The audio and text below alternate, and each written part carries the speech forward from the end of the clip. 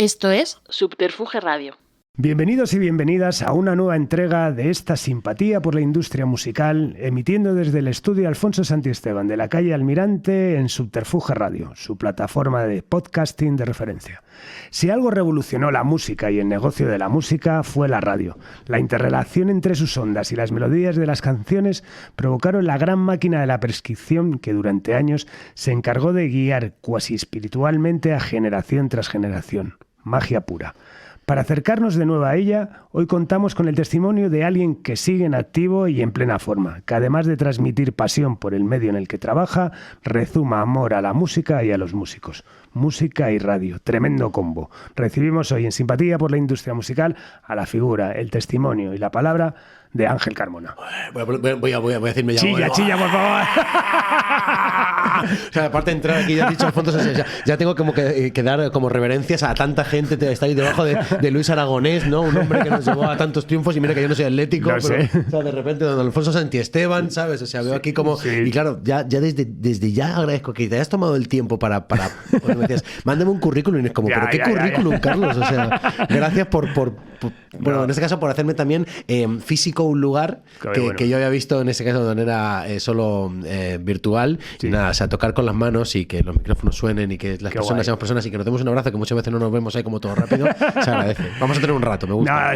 No, un placer. Además, bueno, ya sabes también que bueno, tampoco he querido, aunque simpatía por la industria musical, cuando arrancó también pues con muchos testimonios de gente, pues eso, que ya está retirada y tal. Mi intención no es caer en el cuentametismo, o sea, que la nostalgia esté ahí, por supuesto, y no está en la nostalgia bien vista en el sentido de reivindicar pues gente que aportó pues todos los años de su vida, muchos de ellos a la industria, pero trufarla con gente que está en activo, ¿no? Y bueno, creo que ahora mismo tú representas, bueno, pues en ese ente, ese medio que es la radio, que como bien sabes sufre esa transformación, como todo el entretenimiento en general, como todas las industrias, o sea, entre lo que yo me incluyo, pues eso, tenías que estar aquí porque, bueno, para mí, aparte que eres mi despertador cada día, pues Doy fe porque, o sea, es un viernes hoy a media mañana, en el mundo podcast no importa el espacio ni el tiempo. Nada.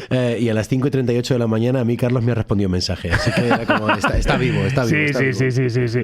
Bueno, aparte, te pedí el currículum, lo primero que me advertiste es que eras muy mal entrevistado. Sí. Eres un gran entrevistador, pero muy mal entrevistado, así que nada, veremos cómo salimos de esta. Sí, cuando yo pregunto tengo tiempo para iniciar la pregunta, pero soy de respuesta muy rápida. Sí. Entonces, mientras estoy respondiendo, ya mando al universo, como un universo paralelo, a alguien que está diciendo esa respuesta ya no es Ángel, ¿no? Entonces, o sea, salen dos ángeles, ¿sabes? O sea, uno el que responde y otro el que responde 3 segundos después. Entonces, tengo un Ángel Carmona en delay cuando respondo en entrevistas que me está diciendo que por ahí no era la cosa. O sea, espero que no me moleste mucho hoy.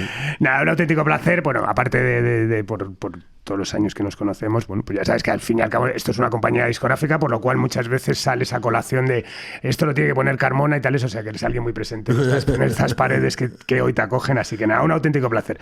Bueno, porque como me gusta que tenga también simpatía ese aspecto un poco didáctico y tal, eso, bueno, tú ya llevas, estamos hablando ahora, llega a las 11:30, hay que decir con un poco de retraso, sí, pero perdón. Perdonamos, ya llevas unas horas levantado. Para un morning show como el tuyo, ¿a qué hora te activas? Mira, teniendo en cuenta que arrancas a las 6 de la mañana, ¿no? Claro, la conversación que tuve una vez con Iñaki Gabilondo me abrió un camino que me hizo entender que mira que tendríamos bastantes cables en común, pero claro, un titán como Iñaki Gabilondo hace que yo, por ejemplo, sienta que él y yo no nos dedicamos a lo mismo, ¿no? O sea... pero hay algo que sí hacemos juntos, que era madrugar, ¿no? Entonces él me comentó una vez que se levantaba a las 3 de la mañana para leer. Y me gustó mucho esa idea y me di cuenta que había un mundo subterráneo, ya que estamos en Subter, que podía hacer que yo pudiera amanecer de una manera distinta. Entonces yo tengo que llegar a las 5 de la mañana a la radio, pero me levanto a las 4. Me levanto a las 4 y toco el piano. Bueno. O sea, un poquito, o sea, lógicamente con auriculares, sí. Y o sea, estoy descubriendo el piano, es como algo que me obsesiona desde hace como 2 o 3 años. Entonces siento que tengo que llegar a la radio con la lectura esa de Gabilondo. A él le servía para hacer, me imagino, radio, pero a mí me sirve un poco para que mi matemática y mi cerebro ya esté despierto. Bueno. Entonces hay un punto anterior, o sea, no es ya... cuando uno lleva tanto tiempo madrugando se da cuenta que tiene una posibilidad mayor, que es vivir cuando todo el mundo está durmiendo, que también te pasa a ti cuando madrugas. Totalmente. Y sabes que esas horas son súper útiles y que estás como debajo del mar, ¿sabes? O sea, para mí es como esa hora. Entonces, y como está todo oscuras, yo paso una hora debajo del mar y luego ya en el coche llego a la radio y como que llegamos como 5 para ya estar completamente activados, ¿no? O sea, ¿y tienes ya equipo? Oye, hay gente ya que... soy perdón por la comparación porque te voy a hablar de un madridista, ex-madridista. Me gusta mucho esa cosa de Cristiano Ronaldo, que quería ser el primero en llegar al entrenamiento. Y hay veces que ya hay alguna persona del equipo, pero por lo general intento abrir yo la radio, la verdad, no por un Cristiano Ronaldismo, sino porque todo tiene un orden, ¿no? Yo tengo, claro, bien tú sabes que por ejemplo hoy es viernes, entonces a partir de las 12 se liberan muchas canciones y es cuando hay veces que tenemos que retocar toda la programación musical muy rápido, decir, vale, ha salido esta canción nueva, ha salido este disco, entonces por eso llegar el primero, ¿no? O sea, pero luego ya Antonio Vicente, que trabaja con la información, ya se escuchó las noticias a las 8 de la tarde del día anterior, entonces llega a 5:30. Gustavo Iglesias un poquito después, ¿no? O sea que vamos llegando escalonadamente. Y el grosso del guión se cierra el día anterior. Claro, ¿no? sí. Es la peor comparación que puedo hacer es con el nazismo, pero hay un campo en Auschwitz ponía como el trabajo será libre, es que es esa frase tan terrible, ¿no? Lo único que yo puedo sacar de ahí, si se puede sacar algo, es que nosotros trabajamos con una frase que es la previsión nos hará libres, ¿no? O sea, el intentar trabajar la entrevista que vamos a hacer el jueves que viene, que ya esté adjudicada a alguien, hace que todo el mundo tenga su trabajo, pero realmente nuestro trabajo real empieza cuando termina el programa. Pasa es que terminamos como las 9, venga, hasta luego, y es como, joder, ahora, ahí es cuando yo me tomo el primer café en la mañana, porque ahí es cuando yo tengo que empezar a trabajar, ¿no? Es cuando, joder, ahora nos toca hacerlo. Y sí, dejamos...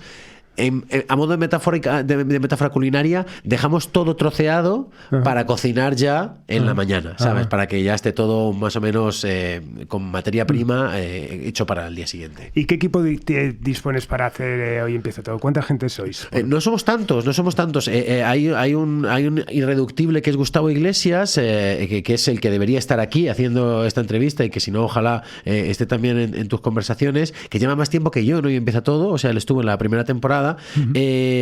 Y contamos con Antonio Vicente. No sé si cuando se emite esta entrevista está Antonio. Hay una realidad en la cual determinados contratos y a partir de ahí hay un ejército de personas que tienen contratos de máster, cuyos contratos duran alrededor de 2 años y que van entrando y saliendo. Entonces pues ahora contamos con 2 personas muy talentosas, con Javi y con Luigi, y claro, ahí hay veces que se van intercambiando esos nombres cuando los contratos terminan, ¿no?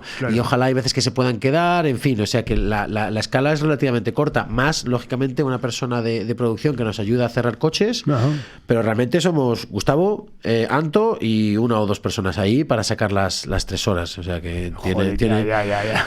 Perdón, o sea, no hace falta saber de radio, pero esto es un Harry, digo yo, o sea... Totalmente.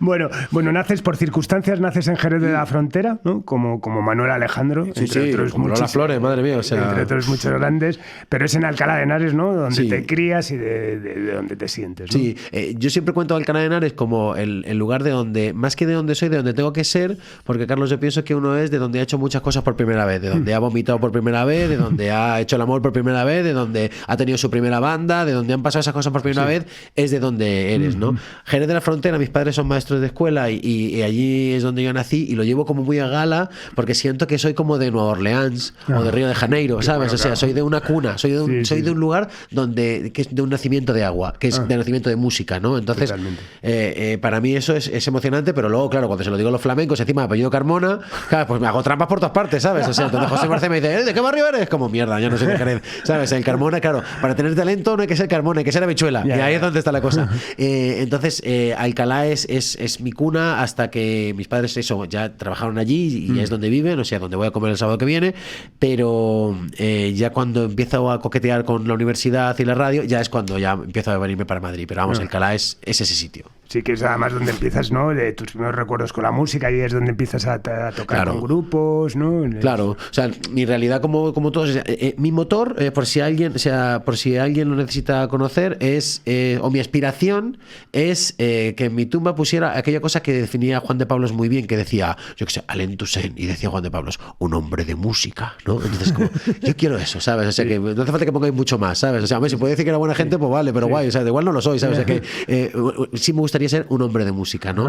Y esa historia surge teniendo bandas, conociendo historias, y todo me lleva a la música. Entonces, las amistades, a partir de la música, no sé qué, a partir de la música, ¿no? Salir de ser uno más en el instituto, a partir de la música, ¿no? Y sí, ahí es donde empiezo a coquetear, a tener siempre bandas, ¿no? Como ha tenido todo el mundo. ¿Y cuáles son tus primeros recuerdos con la música? Ya no solamente a bandas, esos primeros discos, las tiendas de discos, que recuerdas. Claro. ¿Cuáles son esos primeros recuerdos? La realidad es que mi papá mi padre tiene 74 años y lleva 60, ojo, tocando en la banda del pueblo. Él tocaba el clarinete y se pasó al saxofón, ¿no? Entonces, esa cosa a mí me ha acompañado siempre, ¿no? De ver que mi padre tocaba un instrumento, ¿no? Él nos tocaba la guitarra, pero es curioso porque luego él y yo no hemos compartido mucha música. O sea, nos llevamos bien, está vivo, no hay drama, ¿vale? Pero en realidad no hay un nexo ahí.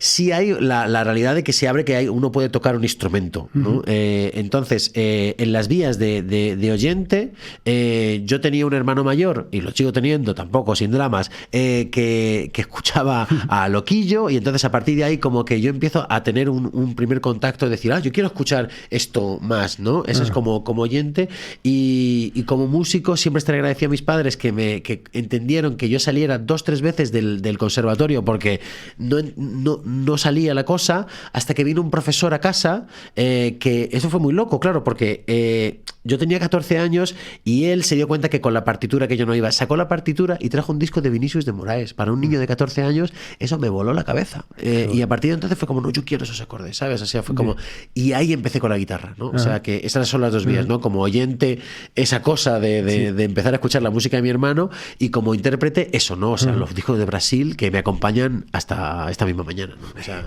¿y tu primer grupo, así medianamente serio? Bueno, empezamos ahí como todo el mundo, con cositas en el instituto y todo eso. Pero hablabas en esa bio, que era esa mezcla de que te criaste entre heavies, pero tú eras rocker. Sí, efectivamente, claro, mi hermano era rocker, pero mi hermano tenía patillas y yo no, a mí me las pintaban con Camphor sus amigos, entonces imagínate el drama que tengo, Carlos, o sea que, así que nada, empecé con esa vía, después, claro, empezamos a montar unas bandas así como de rock, que se llama La Señora Wilson, pero donde yo monto mi banda, donde yo digo, aquí es donde yo quiero hacer algo, es con una formación que se llama Aerostato, que lo pongo a partir de una vez que fui a un concierto de Vinicio Caposella, no tenía nombre, y dije, voy a apuntarme todas las palabras que me suenen bien, ¿no? El Vinicio hablaba todo en italiano, y dije, ha llegado en Aerostato, y fue como, Aerostato, ya lo tenemos, ¿no? O sea, me gustaba mucho eso. Y la realidad era que a mí me gustaba mucho, en aquel momento, dos bandas. Una que era Café Tacuba, era mi banda favorita del mundo, que era una cosa un poco rara, que unos mexicanos, y Los Hermanos, una banda de Brasil, y los dos tenían las mismas circunstancias, que eran como bandas locales, muy mexicanos, Café Tacuba, pero muy, muy contemporáneos, ¿no? Sí. Trabajando con Radiohead y todas esas historias, y Los Hermanos era lo mismo, brasileños, pero trabajando también con los Strokes y Radiohead y todo eso, y yo decía, no, yo quiero lo de esos, ¿no? Que tenía como un punto que no era exactamente fíjate, podía haber ido el original, ¿no? O sea, mi realidad, Carlos, y resumo rápido, es que yo con 14 años no estaba en los Pixies, he de reconocerlo, era donde se supone que tenía que estar, pero a mí me gustaba mucho el rock español y luego conocí a Miles Davis, a Piazzolla y a Vinicius de Moraes. O sea, yo escuchaba música de viejos. A mí Radio 3 es la que me lleva a entrar en el mundo. Pero luego esa parte de conocer a esos artistas me ha ayudado mucho, ¿sabes? Y conocer el jazz, la música de Brasil, el tango, el no sé qué, era como, vale, comprendo una realidad más horizontal, ¿no? Más amplia, creo. Totalmente. ¿Y la radio musical ya era importante para ti? O sea, te ha formado también como, o sea, evidentemente, en mi caso, por ejemplo, no he tocado nunca nada, no me ha llamado la naturaleza por ese camino, afortunadamente, pero sí que he mamado mucha radio musical, y si estoy aquí es por culpa de ti, hubo muchísimos, antes, por supuesto, tú eres más joven, pero que la radio fue alguien importante para ti también. Claro, o sea, para mí, yo digo, la música es mi motor, y luego a partir de ahí, si empezamos a crear, digamos, cajitas interiores, es la radio la que es el motor que genera absolutamente todo a partir de dos vías, ¿no? La primera, y de la misma persona, yo tenía un amigo en Alcalá de Henares, uno de los heavies, que se llama Miguel Ángel, y su padre le gustaba mucho la radio. Entonces él me metió el bicho de goma espuma, y ese es el motivo por el cual yo presento un programa a las 7 de la mañana en Radio 3, hombre, porque me han dejado, pero vamos, o sea, mi aspiración era ser goma espuma, ¿sabes? O sea, y como tal, hace poco vino Guillermo Guillermo Fesser, nos dijo, este programa tiene muy buen ritmo, pero necesita programa con público, y hoy hemos hecho un programa con público porque me lo dijo Fesser, que es como, más que Goma Espuma, Guillermo Fesser, ¿no? Es como, ese es el motor imprescindible para caminar a hacer radio. Y luego mi amigo también escuchaba Radio 3 y ahí se me rompe todo. O sea, yo cuando llego a tercero de carrera es como, yo quiero hacer prácticas y es en Radio 3 porque de repente es como, nunca se me olvidará. Yo había escuchado, como estaba bastante viejuno, una noche a Jimi Hendrix y a la mañana siguiente viajo con mis padres y no me podía llevar ese CD de Hendrix porque no tenía Discman, tenía todavía CD y entrando en la radio de repente escucho la misma canción y es como, ¿en la radio está sonando esto? Y esa es la primera vez que yo conecto con el programa Pioneros de Xavier Moreno y era como, anda, ¿y esto qué es? Radio 3. Y es como, bueno, pase usted y llegue y por favor hágase contemporáneo porque en aquel momento ya te digo que yo estaba todavía con el alcanfor bastante metido en la membrana. Yo tengo que confesar que complementaba lo que era la radio musical con Carlos Pumares. Hombre, por supuesto. Que era absolutamente necesario. Sí. Eso que me encantaba quedarme medio dormido y te despertaba porque empezaba a chillar y tal, a insultar a alguien y tal, un ser maravilloso. Los personajes, es que los personajes en radio son fundamentales. Claro. Bueno, en la radio y en todo, ¿no? Y en la música, y ahora más que nunca, ¿no? También puede ser un gran artista, pero que detrás haya un personaje, eso está claro. Bueno, yendo a los estudios, estudias periodismo en el CEU San Pablo. Sí, y lo hago por cortesía a mis padres, que son profesores de escuela pública, y en este caso ellos trabajaron en un colegio concertado antes de sacarse la oposición, entonces yo hago como toda mi infancia en un colegio público, donde soy muy feliz, cero trauma, sabiendo que mi padre es el director del cole y mi madre es profe, pero cero trauma porque tengo un hermano mayor que ya pasó todos los traumas, entonces a mí ya me dejan pasar, soy menos guapo, soy menos en el deporte, o sea, entonces es como al niño le dejan pasar. En el ISTI tampoco llamó mucho la atención y no saco nota de selectividad. Entonces, pues estaba destinado a estudiar historia en Alcalá de Henares y ahí mis padres, me acuerdo de mis padres me dijeron, niño, ¿qué hacemos contigo? ¿Sabes? O sea, mis padres ni entendían que había una universidad privada porque siempre habían trabajado con lo público y fue como, ¿pero tú qué quieres hacer? ¿No? Entonces yo me acuerdo que decía, a mí me gusta tener ideas y pensamos que era la publicidad, luego nos contaron el marketing y todo el trabajo matemático que tenía el marketing y la publicidad y fue como, pues periodismo. Y ahí es donde mis padres hacen ese esfuerzo titánico para llegar a la universidad y yo llego un poco ahí como pues eso, como Bambi, ¿no? Un poco como que no me entero de mucho, encima vengo de Alcalá de Henares y lo único que me salva allí en la universidad, y no lo digo con maldad, es que digo, bueno, si estoy yo, tiene que haber otro como yo, ¿sabes? O sea que al final no es tan raro. Y sí, ahí se abre un mundo porque me dedico a lo que siento que me gusta. Y en ese momento ya era la radio el medio que te interesaba. Claro, yo desafortunadamente no entendí o sea, yo cuando veo a un corresponsal, ¿no? Hablamos con ellos, con Fran Sevilla, con Miquel Ariestarán, digo, tío, tú y yo, no, con Eva Jameida hace poco, no somos de la misma raza, ¿no? O sea, somos otra historia. O si no, tú eres un perro muy grande y soy un perro muy chiquitito, que seamos todos perros, ¿no? O sea, yo veía Goma Espuma, iba a las 7 de la mañana a Gran Vía 32 y veía eso, ¿no? Veía cómo lo hacían y veía ese ejercicio de libertad y decía, anda, si la radio no es queridas y queridos con todos ustedes al otro lado del cristal, sino que es un ejercicio de naturalidad total. Eso mezclado con Radio 3 y que ya en tercero de prácticas entro en Radio 3 y los veo a todos, ¿sabes? Y veo cómo lo hacen, ¿sabes? Y me quedo preguntándoles y desafortunadamente tienen que llorar la mascota, ¿sabes? O sea, pues tenían que soportarme la primera generación, ¿no? Ahora ya casi todos jubilados. Eso hace que de repente yo ya sea como, no, es esto, ¿sabes? O sea, es aquí. Qué bueno. Porque entras a hacer prácticas en Radio 3, o sea, es que eres cantera pura, ¿no? Joder, no, sí, yo soy es que no sé cuál sería la palabra, Casillas, ¿no? O sea, tú que eres atlético, seguro que hay uno que sea como que se ha pasado toda la vida allí. Sí, Fernando Torres. Pues ya está, un poco el Torres, ¿no? O sea, que como que no haya pasado por ningún lado, ¿no? O sea, porque la realidad es que nosotros cuando yo llego en tercero de carrera a hacer unas prácticas muy cortitas y lo que nos dicen es, no, os vais junto a una grandísima profesional que se llama Mariela Rubio, que está en Cadena Ser ahora, y nos dicen, no, vais para Radio Exterior. Y dijimos, no, porque todas las prácticas eran como en Radio Exterior, otra emisora de Radio Nacional. Y nosotros dijimos, no, vamos a Radio 3. Y dijo, no vais a hacer nada. Y decíamos, no, pero preferimos no hacer nada en Radio 3, ¿no? Entonces yo me acuerdo de ir programa por programa a decir, oye, podemos hacer prácticas aquí. Ahora ya es distinto, ¿no? O sea, y ahí llegó un momento que un señor llamado Javier Díez, que acabó siendo director de la emisora, en aquel momento en La Ciudad Invisible, me dio una grabadora y me dijo, toma, vete a la SGAE a entrevistar a Rafael Amargo, ¿no? Fue como, mira, pues ya empezamos, ¿sabes? O sea que sí, todo fue Radio 3, aunque me han echado varias veces y he podido tocar otros medios, sobre todo papel, pero sí, yo soy cantera pura, ¿no? O sea, que ahí queda. Y también haces el máster de Radio Nacional, ¿no?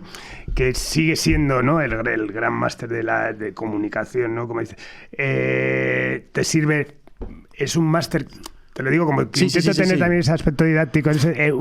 Y hay mucha gente que entra a trabajar con el máster. Es un máster que te forma y además te da la posibilidad de trabajar. Claro. Es que es muy interesante eso que dices, sobre todo en la segunda parte. La radio, teóricamente, es muy difícil de explicar. Yo ahora soy profe de ese máster y imparto algunas horas, ¿no? Y solo se puede hacer radio tirándote a la piara como un cerdo, ¿sabes? O sea, y revolcándote y practicando. Entonces, en la carrera todos fueron ejercicios muy prácticos. Incluso en parte de ese máster, estoy hablando de un máster de máster 13, estamos en el 30 y pico, todo ha cambiado, ¿no? Era todo como muy teórico, la onda corta, la onda larga. Mire usted, déjame abrirme un micrófono, por Dios, ¿sabes? Déjame hacer un guión, vamos a probar cosas, ¿no? Entonces, sí, este máster tiene unas prácticas en febrero y sobre todo las prácticas largas de verano que hace que se pueda tocar la radio, ¿no? Y que se puedan tocar los programas y que luego además, bueno, está esa posibilidad de ser contratado en prácticas y que ahí es donde, joder, bien, aparte amortiza, se supone, en parte lo gastado. A mí me pasó, ¿no? Que lo pude hacer y no puedo estar más agradecido, ¿no? Bueno, y entrando y saliendo de la radio, como decías, realizas tu primer programa, Océano Expreso, dedicado a la música latina, ¿no?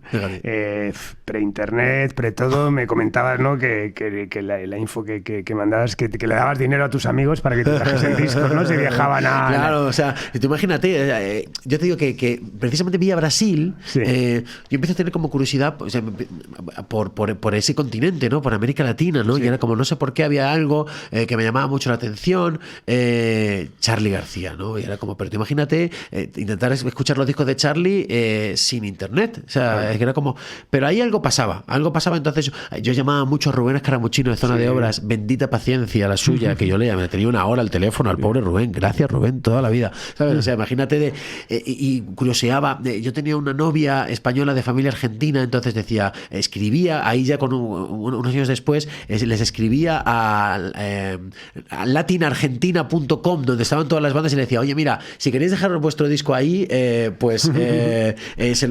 lo traigo para aquí y empiezo a hacer un programa de música, y todos eran heavies, además, o sea, todos eran heavies, pero curiosamente nos llegó un disco de un grupo llamado El Matón, Policía Motorizado, ¿sabes? O sea, el primer disco que yo tenía se envió de esa manera, pero claro, era todo en pesetas, comprando discos y tal, no sé qué, hasta que ya un poco se desarrolló internet, pero ya se me quedó eso, ¿sabes? Ya de repente me di cuenta que era muy pacato, por lo menos para mí, centrarse solo en Reino Unido, España y Estados Unidos, ¿no? Australia como mucho, ¿no? Y era como, vale, Argentina, México, Uruguay, empezaban a pasar cosas y eso se quedó para toda la vida. Sí. Joder, la verdad es que ahora, escuchándote, es difícil transmitir a alguien ahora, a Paul, aquí nuestro técnico, cómo era el mundo pre-internet, ¿no? O sea, al final...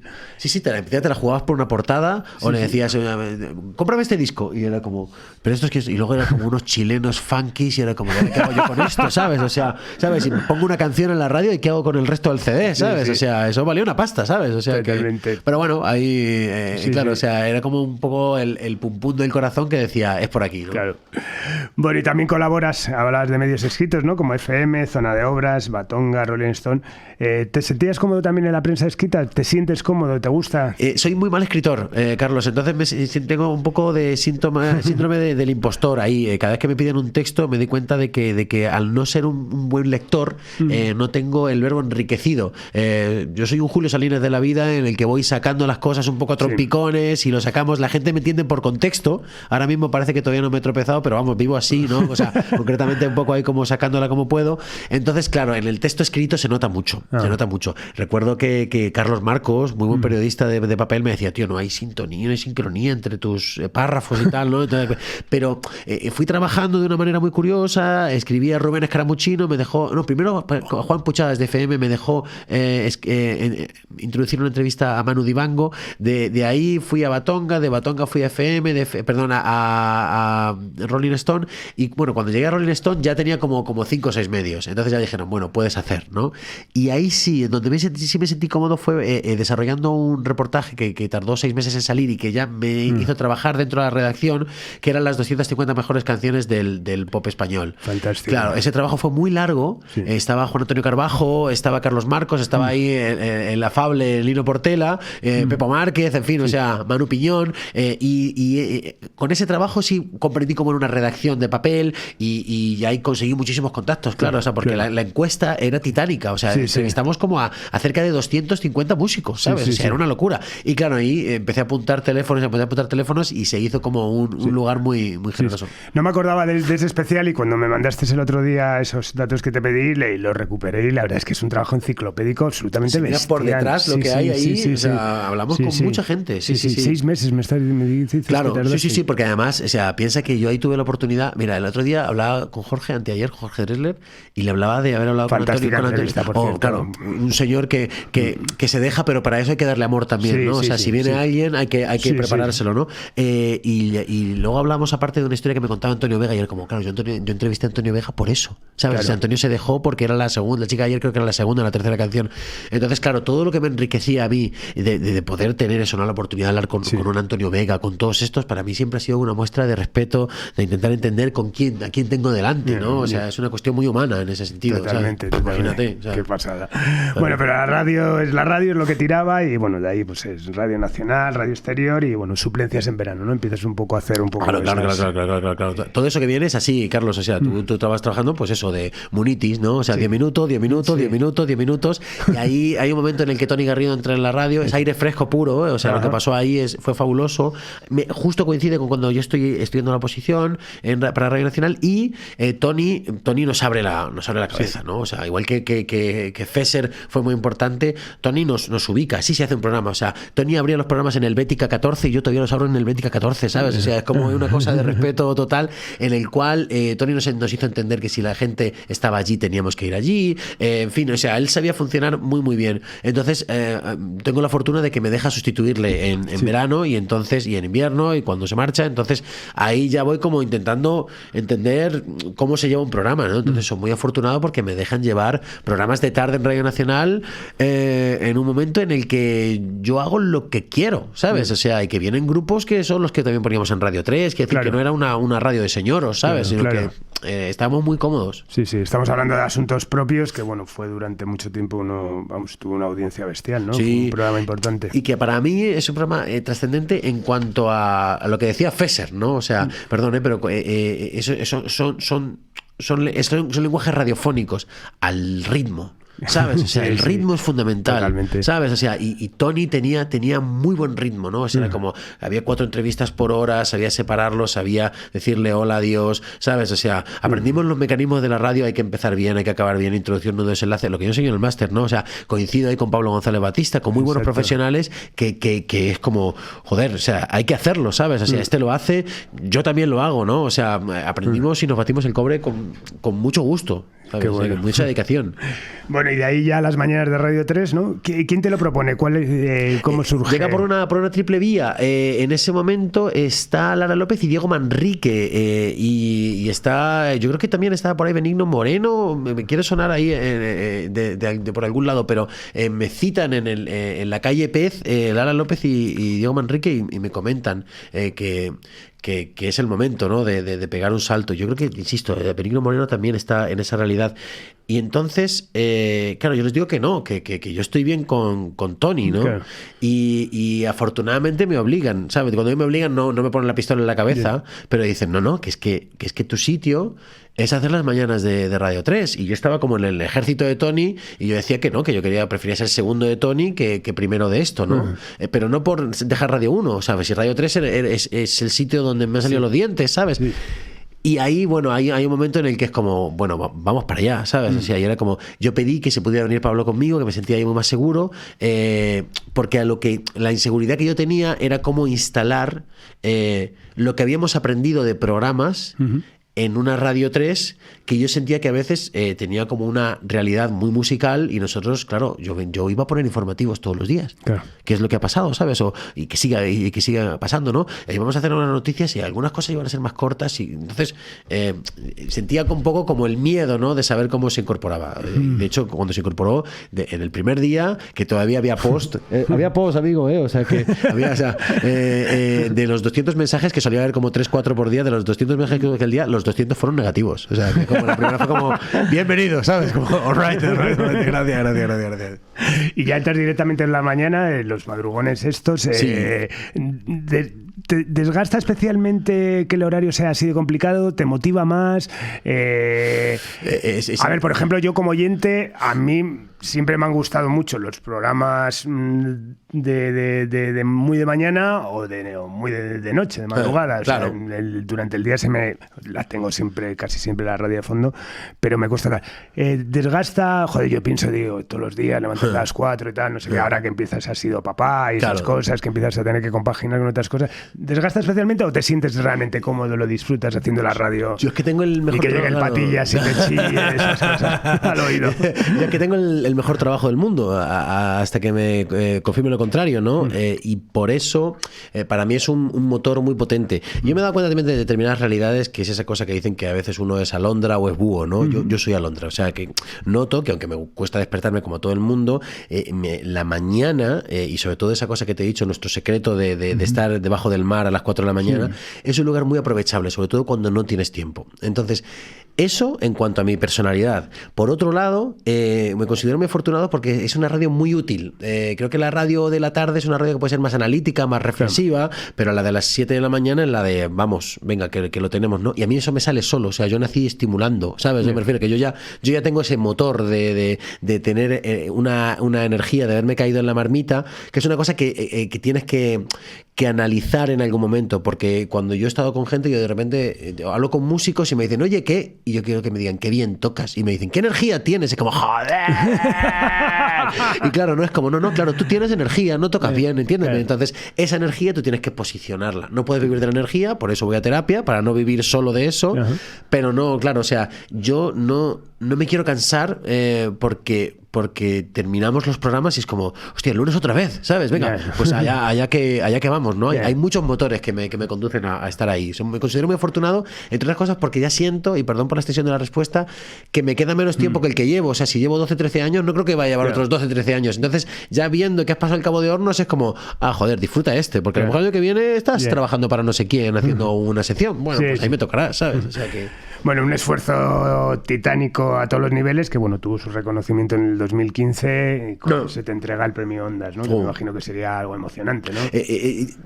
Creo, espero no pecar de vanidoso, pero creo que aproveché bien esa realidad, porque entendí para qué servía que te dieran un premio que tiene un prestigio, pero sobre todo también que como que hace que mucha gente sepa qué estás haciendo. Entonces, lo que yo hice cuando me dijeron que me entregaban el premio Ondas fue agradecerlo en muchas vías, o sea, muchas vías.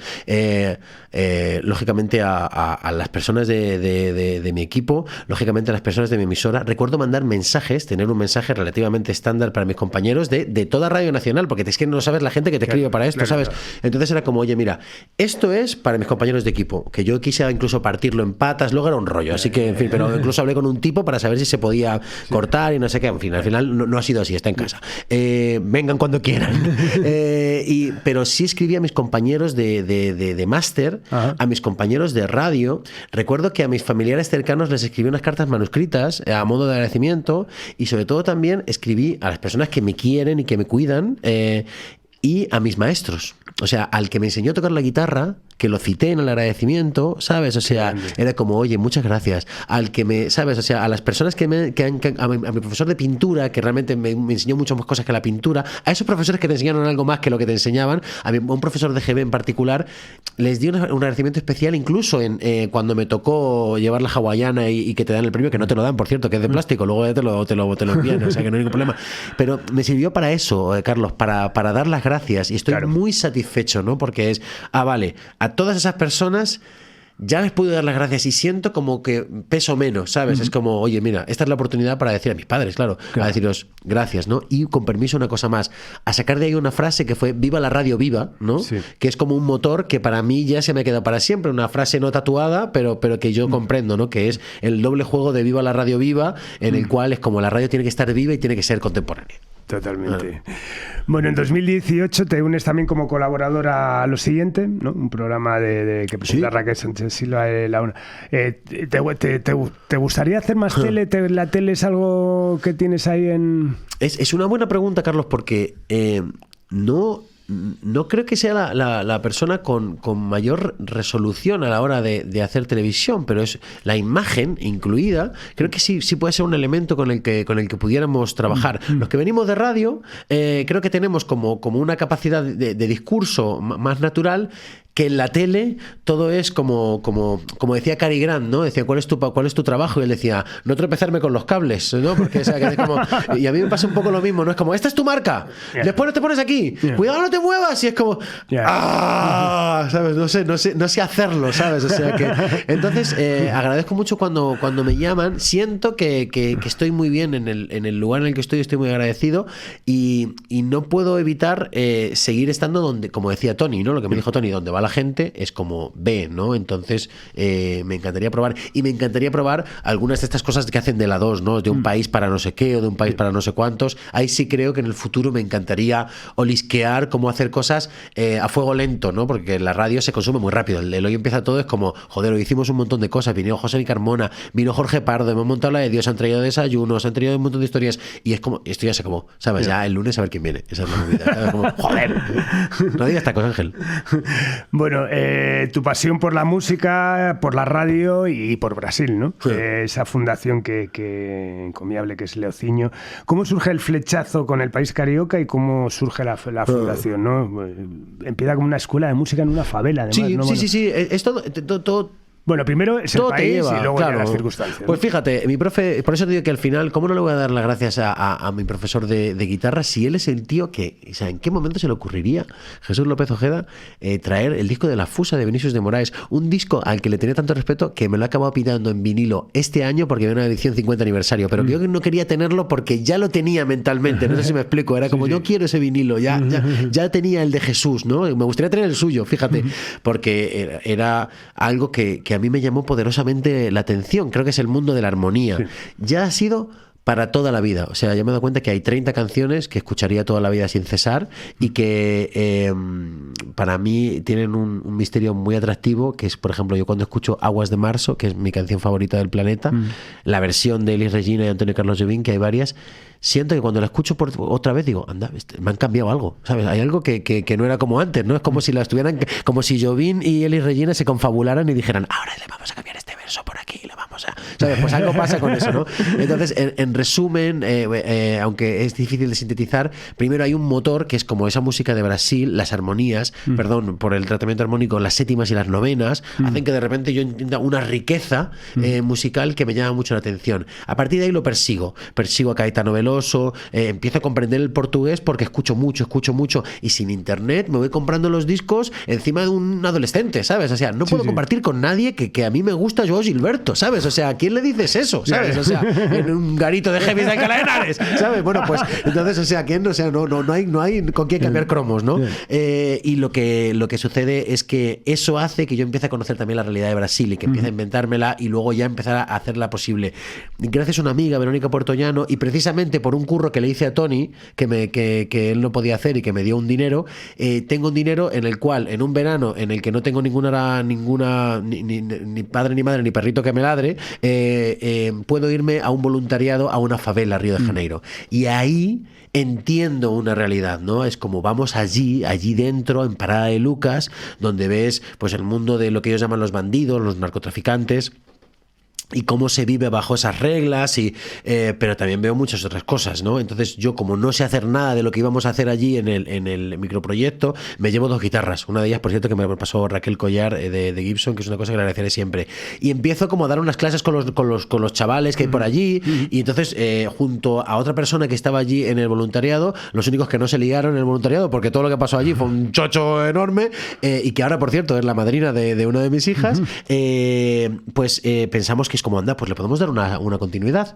Intentamos que los niños, los adolescentes de la favela le dieran clase a los niños, le dieran clases de guitarra y nosotros lo pagáramos. Esa era la única manera. Intentamos hacerlo muy grande, después nos dimos cuenta de que aquello no era posible y esa realidad nos ha acompañado hasta el día de hoy. O sea, hoy no porque es viernes, pero todavía en otra favela, porque tuvimos que cambiar de favela, otros motivos, se siguen dando clases de guitarra. Entendimos que lo que había que hacer, Carlos, era hacerlo más humilde, más pequeño. Cosas de 20 niños, 18 niños, no una cosa de 200 niños, ¿no? Pasamos por el Sáhara y volvimos a hacerlo. Volvimos a llevar unas guitarras allí. Ahora mismo están en Guerra, nos está haciendo. Y en Senegal, en el norte de Senegal, también hay otras guitarras, digamos, con dos escuelas paralelas al Leausiño. Se llama Leausiño por una canción de Caetano Veloso, porque vimos que es una canción que comprendía como el trío del Pursuit, ¿no? 999, todo el mundo la conocía. Y desde entonces somos muy felices sabiendo que este era el único motor. Que esos niños tienen la posibilidad que tuve yo, que es que alguien te ponga una guitarra en los brazos. Y luego ya, si quieres, la escuchas y la tocas, y si no, no. Pero, y eso hizo que ya, bueno, Brasil me acompañara siempre, ¿no? O sea, Joao Gilberto es mi músico. O sea, no puedo evitarlo. Me encantaría que fuera Tom York, ¿sabes? O sea, te podría decir que... Sí. Pero es una fuerza mayor, ¿no? Algo pasa con Brasil que no termino de descifrarlo, ni creo que vaya a poder descifrarlo. Y perdón otra vez por la extensión de la respuesta, pero por favor. O sea, es como, ¿cómo puede pasar que la escuche esa canción otra vez? O sea, tú imagino que tú también te cansas de escuchar esos temas que dices tú, otra vez no, pues ahí estoy, ¿sabes? O sea, no puedes explicarlo. Bueno, el compromiso social también que se extiende también al Sáhara y Senegal, ¿no? Supongo que al final, bueno, ya empiezas a ver realidades sociales, como decías, y gracias a la radio, o sea, me refiero que yo voy al Sáhara porque la radio me lleva, vamos a Mali, a Senegal porque la radio nos lleva, Carlos, incluso llevamos radios allí. En Mali hay una radio que está allí, fuimos a Costa de Marfil, he ido a La Habana con Santiago Serón a sentarme daiquiri contra daiquiri, que me explique por qué han caído los dos, es un bolero cubano, ¿no? O sea, todo eso me lleva a la radio. O sea, yo que no puedo estar más agradecido a Radio 3 porque eso es lo que hace que con un poco de curiosidad con la música y un motor como Radio 3 hayamos podido conocer muchas más realidades. Eso es lo que me da de comer, digo, emocionalmente. Haber podido ir fuera y contar cómo se hace el arroz. Perdón, nunca lo he contado y lo voy a contar aquí como si yo tuviera una exclusiva, ¿no? Pero nunca cuento que yo llevo aquí tatuado la firma de Paul Simon que me firmó él precisamente por eso, porque cuando vi a Paul Simon dije, este es un curioso impenitente, o sea, este se ha dedicado a recorrer el mundo entero para saber cómo hacen el arroz, ¿no? Cómo se hacen las distintas canciones, ¿no?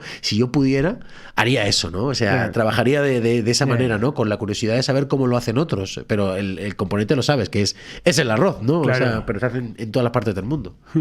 Qué bueno. Y por ejemplo, todo es... que sé que estás volcado, además, bueno, pues has conseguido que hay temas que los beneficios se destinen a eso, has mandado guitarras, has mandado material, tal. Evidentemente a nivel personal supongo la gratificación es absoluta y tal, pero luego a nivel, por ejemplo, fiscal, ¿hay ayudas para institucional? A veces se frustra un poco el que... Es interesante esa pregunta. No te puedes hacer ONG hasta que pasa un tiempo. O sea, es como mucha gente que dice, voy a hacer una ONG y es como, o sea, hasta que te haces ONG hay un proceso. Luego, efectivamente, tú te vuelcas y tú lo sabes porque... os habrán pedido muchas veces ayuda, tienes que ser consciente. Yo al principio, claro, dije, muy bien, vamos a trabajar con los músicos, pero yo no puedo depender de los músicos. O sea, no puedo hacer que Muchachito Homo Infierno haga un bolo y encima está perdiendo bolo y encima tiene que ser un bolo más pequeño. Entonces, de inicio, como que trabajé con esa realidad y comprendía que era así, y luego pensé que era como, no tengo que encontrar otros motivos, ¿no? Y esos otros motivos han sido muchos, ¿no? Por ejemplo, hacemos unos calendarios, gracias a, entre otras cosas, al ejercicio de la solidaridad de diseñadores, Ricardo Cábolo, Mercedes de Bellar, pero sí entendí que era como no puedo hacer que los músicos me paguen la ONG, ¿sabes? O sea, puedo pedir ayuda, puedo pedir un poquito de... Y luego también entendí también que tenía que ser más humilde, más pequeña, ¿sabes? O sea, no podía ser todo una ONG gigante, sino que es una cosa que cueste poquito y que pueda ser de largo recorrido, si no estás muerto. Entonces cosas porque nosotros no podemos tampoco dedicarle toda la atención. Exactamente. Claro. Bueno, y como músico sigues tocando, disfrutas haciéndolo. Hablabas antes de esos madrugones para tocar el piano. También sé que cuando tienes oportunidad coges la guitarra, el ukelele. Por cierto, ¿tuviste formación académica? ¿O has sido bueno, como te conté, me salí del conservatorio 2 o 3 veces. Ojalá hubiera sido un poquito más inteligente para haber aprendido a leer, que ahora me hubiera venido bien con el piano. pero como que yo trabajo mucho el oído. Esta es la jodienda, ¿no? O sea, yo leo poco, desafortunadamente, porque creo que que mi cuerpo ya sabe que reacciona a través de su energía, pero mal, ¿sabes? Porque tienes que darle gasolina. Y con la música es un poco lo mismo. El oído me ha funcionado siempre bien. Yo he sacado las canciones, o sea, escuchándolas y tocándolas como he podido.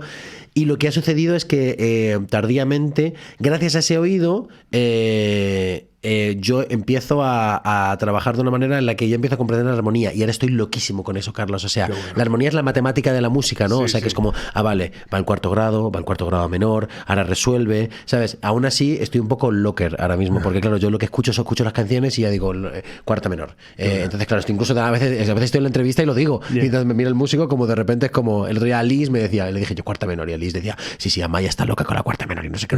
Pero claro, al mundo que le interesa la arquitectura de eso, ¿no? Sí. Pero sí, y sobre todo a la vez, a ese momento también he entrado en la música clásica. Entonces, eso me ha abierto un paradigma que de repente es como... ¡wow! ¿No? O sea, como y conocer esa matemática es bueno y es malo, ¿sabes? Sí. Porque siempre estoy como diciendo, ese es el cuarto grado, ese es el tercero y tal, es como una estructura, y a veces estoy como jugando demasiado y no disfrutando de la canción, ¿no? O sea que... Bueno, pues te va a encantar, todavía no ha salido el programa, sale la semana que viene, porque esto, bueno, lo grabo y sale con 2 o 3 semanas. Bueno, le hice a Manuel Illán. Manuel Illán, sabes que fue, bueno, de Gasa, bueno, fue cantante, ha sido productor, bueno, Pablo Alborán, entre otras cosas. Y en el año 90, me encantó, en el año 90-91 se dedicó a investigar casi matemáticamente, o sea, cómo se podría crear un éxito musical basado en la matemática. Bueno, se puede. Ya, me parecía una cosa, me parecía acojonante, sí. ABBA era un laboratorio donde decían, a ver, esto cómo lo hacen, mete la cuarta menor y tal, y efectivamente, bueno, es que yo también estoy obsesionado con eso, ¿no? En cómo respondemos a las emociones, ¿no? A mí no me gusta hablar de mis nenas, pero sí me voy dando cuenta que, claro, un niño es como todos estos juguetes que te gustan a ti, juguetes, ¿no? O sea, la palabra... Sí, son juguetes, por supuesto. Sí, lo malo es que no se utilizan como tal. Muñecos, no sé cómo le dices, no sé cuál es la palabra que tú utilizas. Bueno, estos son muñecos articulados. Bueno, como tus muñecos articulados. Perdón, hablemos con propiedad. O sea, son como tus muñecos articulados. Preparados para la acción. Claro, o sea, aunque nunca estará en acción porque no lo saca el blister, pero bueno, vale. Son como tus juguetes, como tus muñecos articulados. Un niño nace así, dentro del blister. Entonces, significa que un niño, cuando nace, estaría hecho a que estuviera asociado a la música oriental u occidental. Sí. Podría hablar chino o podría hablar castellano, ¿no? Pero luego ya cuando eres más mayor ya tienes dificultades.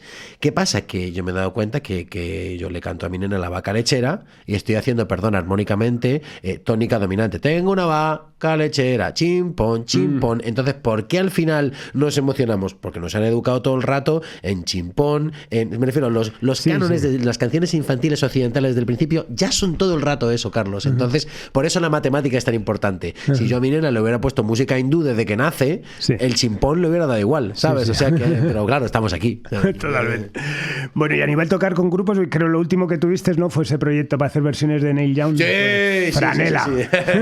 A ver, hay un momento muy claro, y aparte que también tiene que ver con la radio, Carlos, en el que con Aerostato teloneamos en la Sala del Sol a José L. Santiago. Estaba Sharim Aresté de guitarrista aquel día, que madre mía, vaya guitarrista. Y yo con Aerostato yo sentía que algo tenía que aportar, ¿sabes? O sea, y hay un momento en el que ya me doy cuenta, justo además después de ese concierto, en el que siento que es como, pero es que esto, intentar ser profesional de la música y encima trabajando yo en la radio que lleva para adelante, esto no tiene sentido, ¿no? Así que decido bajarme de ese caballo voluntariamente, y aparte nadie me llama a que hubiera ido nada mejor, ¿sabes? Y empiezo a disfrutar de la música, hacer proyectos. Y eso es lo mejor, ¿no? O sea, ahora mismo ando trabajando con una banda sevillana, una posibilidad de recrear un disco de Kiko Veneno entero. Trabajamos con Franela, por ejemplo, con versiones de Neil Young, y son gente de Tundra, de Layabouts, de Trono de Sangre, Dani Llamas de Gas Drummers. Por ejemplo, he montado en San Valentín, por ejemplo, pues montamos una banda con Jacobo Serra y Sergio Valdeite, que se llama Los Only The Lonely solo para hacer versiones. Que decir, ahora ya me doy cuenta que con la música puedo hacer lo que quiera, ¿no? O sea, ya no me debo a un solo señor, ¿no? Entonces es, bueno, hagamos esto, ¿no? Con Alice Wonder, ¿sabes? O sea, me refiero que como con María y Feu, entonces con Dani, hace no tanto tiempo estuvimos ahí como tocando un tema de Bad Bunny. Entonces, claro, ahora soy libre, ¿sabes? O sea, entonces es como la música me sirve para jugar. Claro, qué bueno. Y ya no hay un proyecto, ¿sabes? Ya no es como, no, yo me debo a no sé qué, ¿no? Entonces, bueno, es verdad que pierdes lo que puedas aportar de canciones originales. Claro. El mundo no pierde tanto, ya te lo digo yo. Bueno, volvamos a la radio como ente. Si te pidiera un diagnóstico de su situación ahora, ¿cómo lo describirías?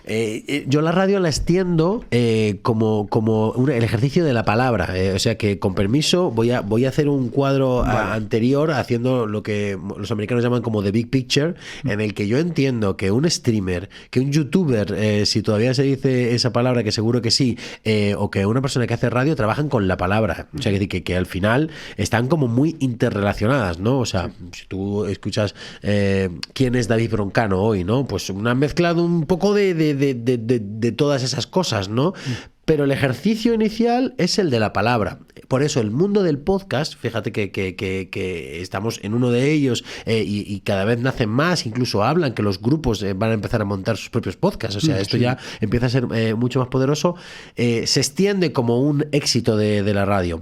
Las vías de la radio tienen que ir acompañando eso, por lo menos así lo entiendo yo. Por eso hay que darse cuenta de por dónde se recorta, digamos, el interés, ¿no? Oye, mira, tenemos que estar vinculados con redes sociales. Igual la radio ya no es a lo mejor en parte FM, pues tampoco era, o sea, me refiero, ya no es AM, no sé si me explico. O sea, que simplemente es que yo creo que hay que saber reconducir esa realidad. Por eso te decía que es más amplio, ¿no? Si me dices que cómo va la radio en FM, pues tengo la impresión que lógicamente hay que trabajar con las aplicaciones radiofónicas, ¿sabes? Y si me dices que cómo va la radio en directo, pues tengo la impresión que el podcast está trabajando y está viviendo una época en la cual tengo la impresión que todavía está esa burbujita y ya veremos cómo funciona. Nunca se me olvida un tuit que leí de Ícaro Moyano y que ya no se me olvida, que dijo ahora todos tenéis podcast, en 2009 todos teníais blog, ¿sabes? Como qué cabrón, ¿sabes? Mierda. Pero sí, lo que creo, y perdona que no escurro el bulto, es que la palabra siempre va a triunfar. Totalmente. ¿Sabes? O sea, que hay que comunicarse. Y si o sea, ¿qué hace Ibai? Si habla durante 4 horas, ¿sabes? O sea, que digamos que no es solo imagen, sino que es el ejercicio de la conversación, ¿no? Totalmente. Pero bueno, es evidente que sabes que existe, bueno, se habla de un cierto desapego de gente más joven, tal esto, pues a lo que es el formato tradicional que hablábamos antes. ¿Crees que es recuperable? ¿Crees que realmente la radio tiene que hacer igual también, pues como la industria musical se ha tenido que adaptar a todo tal eso? ¿Crees que la radio tiene una asignatura pendiente, que es volver a recuperar esa fidelidad, volver a fidelizar a la gente? Como miembro de la cantera de Radio 3 te tengo que dar la respuesta de Radio 3ero, ¿no? De profesión, ¿no? Y también como oyente. En los estatutos de Radio 3 creo que se dice que es una emisora joven. Y entonces, como tal, ese ejercicio se ha hecho siempre, ¿no? O sea, y a nosotros nos hace ilusión saber que Santiago Serón, que vino ayer, ya vino hace 40 años a Radio 3 cuando estaba sacando Enamorado de la Moda Juvenil, y que Jordana B está en Radio 3, ¿no? Por lo menos en Hoy Empieza Todo sentimos que es un ejercicio muy sano, que no se compatibiliza a veces con la sensación de la edad de las personas que lo escuchan y que a lo mejor dicen, pero ¿esta quién es, no? ¿Quién es Jimena Amarillo, no? Y es como, no, es que llega Jimena Amarillo, ¿no? Entonces, sí, hay que trabajar adaptándose a una realidad en la que esto es una opinión personal. Yo creo que el oyente que llega a una radio llega un poquito más tarde, y que ahora mismo se abren las vías porque alguien escucha Estirando el Chicle, ya se ha hecho a saber lo que es Estirando el Chicle, y ahí a lo mejor dice, voy a escuchar aquello que podría ser una radio más convencional, ¿no? Sí creo que a veces voy escuchando, Carlos, la radio en un taxi y digo, esta radio está muerta, ¿sabes? Digo, esta radio, a veces en unas radios muy generalistas, muy grandes, de lo que hablan es como, yo creo que la persona más joven no está escuchando esto. Y sí creo, sin escurrir el bulto en tu pregunta, que tenemos que trabajar por mantener viva una realidad radiofónica, pero que por lo general creo que se llega un poco más tarde en la edad, ¿sabes? O sea, a veces nos matamos porque los de 20, 22 no se escuchen, y creo que eso pasa a lo mejor a los 26, 27, ¿sabes? O sea, cuando a lo mejor tienen un curro, cuando tienen otros momentos, entonces, pero sí, nosotros, o sea, trabajamos así, o sea, intentando que cada día haya una persona nueva, y si es una persona que no ha escuchado la radio, mejor. Totalmente. Muy difícil. Bueno, hablabas de cuando empezaste a hacer prácticas y eso, de que llegaste a convivir en tus inicios de Radio 3. Pero ¿quiénes han sido tus referentes en la radio? Claro, en la radio, Guillermo Fesser, o sea, te digo, o sea, en este caso con el Mundo Goma Espuma, ese ha sido como el motor. Incluso me hacía gracia porque cuando he ido a Estados Unidos varias veces, concretamente a Nueva York, pues yo que sé, 6 o 7 veces, yo no quería ir al show de Jimmy Fallon, que acabé yendo al show de Jimmy Fallon en el de Jimmy Kimmel en Estados Unidos, que eso también ha sido muy importante para mí. La televisión americana para mí ha sido muy radiofónica, porque hacían entrevistas en 8 minutos, muy rápidas, tenían mucho movimiento, entonces para mí el ritmo siempre ha sido muy importante. Eso ha hecho que por un lado yo tenga unos maestros en la radio musical y luego tenga otros maestros en la radio, en esa radio de cómo hacer una entrevista, de cómo saber hacerlo. Tony Garrido sin duda era otro en el cual yo decía, joder, esto se hace, aquí pasan cosas, aquí hay movimiento, ¿no? O sea, entonces esos dos motores para mí fueron muy importantes. Luego yo empecé a ver cómo se hacía la radio, ¿no? Nunca me olvido de ver la electricidad de Chema Rey, ¿no? O sea, yo veía cómo él estaba de pie haciendo el programa, ¿sabes? O sea, y como que esto decía, esto no, y no sé qué, no sé cuánto están. O sea, entiendo que hay que estar muy vivo en ese sentido, ¿no? Así que recuerdo haber trabajado con Marta Echeverría, que ahora va detrás de mí, en horario. Pero yo recuerdo que cuando yo llegué estaba ella en la Ciudad Invisible y veía como ella interrelacionaba absolutamente todo, ¿no? Claro. Entonces, recuerdo la electricidad del Mariscal Romero, que lo escuchaba creo que estaba ya en Onda Cero, en Onda 10, no me acuerdo cómo se llama. El caso está en que yo me acuerdo que a las 7 de la mañana él decía que venían Metallica, porque venían dentro de 6 meses, y el tío estaba aquí, y están aquí los 4 hombres de San Francisco, los hombres de negro y tal. Entonces, para mí eso, ¿sabes? Era como, hostia, esto se puede hacer, ¿sabes? O sea, entonces es esa realidad, ¿no? de los energéticos, para mí han sido muy importantes, y los analíticos, o sea, también la gente que ha sabido llevarlo analíticamente, pero la gente que ha sabido entender el discurso de la radio, ¿sabes? Introducción, nudo, desenlace, las curvas, las cosas suben, las cosas bajan, ¿no? Para mí eso ha sido un elemento fundamental. Qué bueno. Bueno, la Radio 3 la suelen dirigir profesionales del ente, ¿no? Como ahora lleva años ya Tomás Fernando Flores. ¿Asumirías un rol así? No me termino de ver como jugador-entrenador, ¿sabes? O sea, yo creo que no sería un buen entrenador. A mí me gusta mucho ser jugador y lo agradezco mucho, y también tengo además la libertad de lo que representa ser jugador. Ser entrenador incluye más cosas, ¿no? Ahora estoy viendo esa serie de HBO sobre Magic Johnson, y ahí se ve un poco el trabajo del entrenador, que es muy complicado, porque no es solo diseñar la táctica, sino que es lidiar con los veteranos, lidiar con los jugadores más jóvenes, con la presión, con el presidente, con el no sé qué. Entonces tengo la impresión que hay un trabajo burocrático muy potente, que hace que a veces a lo mejor estés más preocupado de si no sé quién se coge o no vacaciones que sobre qué se hace o qué se pone, ¿no? Entonces, la verdad, lo veo con una distancia en cuanto a deseo muy lejana, ¿no? Porque creo que a mí me gusta ser jugador, ¿sabes? Entonces, como entrenador, por ahora como míster, luego ya veo a Luis Aragonés ahí con los pantalones cortos y yo qué sé qué te voy a decir, ¿no? Pero bueno, ¿sabes? Bueno, por último, te pediría un consejo para alguien que quisiera dedicarse a la radio musical. Que se equivoque constantemente, todo el rato. O sea, y que luego entienda que esa equivocación le va a llevar a un acierto, ¿no? De derrota en derrota hasta la victoria final. O sea, es un poco como yo lo he entendido, ¿no? O sea, hay que probar. O sea, el único consejo que a mí me han dado en la vida y que a mí me ha valido, o creo que me ha servido de más, o al que le pongo en podium, tiene que ver con un momento en el que yo voy a Nueva York y conozco con la chica con la que estoy en ese momento a un tipo que nos va a dar una vuelta por Nueva York, y que al final acabó siendo un grandísimo amigo. Pero en ese momento él hablaba inglés, yo tenía un inglés macarrónico y mi chica de aquel momento era bilingüe. Y de repente ella decía, no se formula así, no se lo digas de esta manera, no te va a entender. Entonces él me dijo, no, go with your gut, que es como, ve con tu entraña, si yo te entiendo. Ahí yo entendí que aunque le hablara en castellano, ese tipo, que fue uno de mis mejores amigos, me entendía, ¿sabes? Entonces, eso es lo que yo también transmito, ¿no? Go with your gut, ve con tu entraña, tira un piano encima de la radio que no pasa nada, ¿sabes? Y la radio se hace sola. O sea, esto lo decía Julio Camba ya, que el periodismo se hacía solo mientras ellos fumaban cigarros, o sea, ¿sabes? O sea, que es como, pues eso es un poco así, ¿sabes? La radio se hace sola, de verdad. Nosotros simplemente es como el curso de un río, Carlos. Sí. O sea, el curso del río está ahí, ¿sabes? Y luego nosotros lo cambiamos. Aquí estaba el Turia y ahora hay un mercado, pero el Turia vuelve, ¿sabes? O sea, que la radio va sola, y sobre todo hay que equivocarse, o sea, hay que luego darse cuenta y analizar un poco y ser natural, ¿no? O sea, que al final yo tengo voz de monstruo constipado, y es como soy yo, y yo tardé mucho tiempo en mi vida, Carlos, en darme cuenta que las cosas irían, o mejor o peor, pero irían si era yo. Y hasta que me di cuenta de quién era yo, ¿sabes? O sea, pues he tardado un ratico, ¿eh? O sea que, y espero ser este. Totalmente. Pues nada más, Ángel, la verdad es que un placerazo contar con tu testimonio. Muchísimas gracias, y quiero que sepas una cosa, que no es para nada un mal entrevistado, ¿eh? Joder, mira, que yo, cuando has visto que como a mí se me enciende la luz muy rápido y de repente va la chispa, muchísimas gracias. O sea, el poder caminar sobre aquí a mí me hace también como reflexionar, ¿no? Que decir, vale, bueno, han pasado todas estas cosas. Ojalá que hubiera un simpatía por la industria musical, y a modo egoísta lo digo, me pudieras ayudar un poco a rememorar qué ha sido todo esto, ¿no? Porque yo intento mirar muy poquito para atrás, ¿no?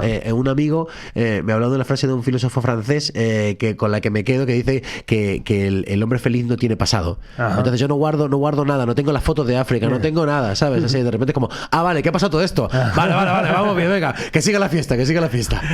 Bueno, pues yo te añadiría otra frase que me encantó, la escuché también hace poco, no me acuerdo la fuente y tal, que es: la nostalgia es hacer turismo en tu mente, que me encantó. Que es rollo al final es como rollo, voy a recordar tal, esto es como hacer turismo en tu propia mente. Pues nada, lo dicho, un placer, de verdad, muchísimas gracias, Ángel. Bueno, despedimos esta nueva entrega de Simpatía por la Industria Musical en Subterfuge Radio, emitiendo desde el estudio Alfonso Santisteban de la calle Almirante, con Paula a los mandos técnicos, y nos vamos con la canción que da nombre a esa fabulosa iniciativa filantrópica de la que nos ha hablado nuestro invitado de hoy, Ángel Carmona. Nos vamos con Leociño, de Caetano Veloso. Adiós.